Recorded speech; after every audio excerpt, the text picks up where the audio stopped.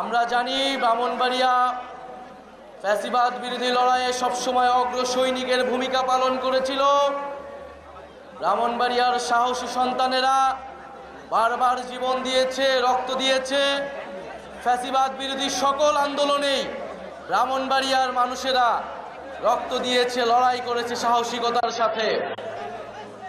আমরা জানি শুধু জুলাই আগস্ট আন্দোলনেই নয়, এই গণ অভ্যুত্থানের আগেও 2021 সালের মোদি বিরোধী আন্দোলনে ব্রাহ্মণবাড়িয়ার বহু মানুষ লড়াই করেছিল দিল্লির আধিপত্যবাদের বিরুদ্ধে। আমাদের অনেক ভাইয়েরা সেই সময় শহীদ হয়েছিলেন। আমরা ব্রাহ্মণবাড়িয়ার সকল শহীদের রুহের মাগফিরাত কামনা করি। ব্রাহ্মণবাড়িয়ার আলেম সমাজ সবসময় ইনসাফের পক্ষে, ইসলামের পক্ষে, দেশের পক্ষে কথা বলেছেন, লড়াই করেছিলেন।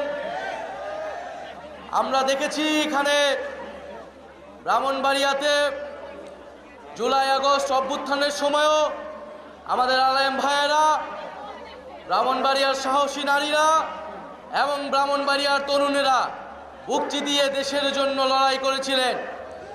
আমরা মনে করি, আমরা বিশ্বাস করি, ব্রাহ্মণবাড়িয়া মাথা নত করে না। ব্রাহ্মণবাড়িয়া সেই সাহস সব সময় ধরে রাখবে।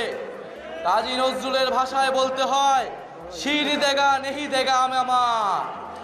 ব্রাহ্মণবাড়িয়া সব সময় জীবন দিয়েছে, কিন্তু আপোষ করেনি।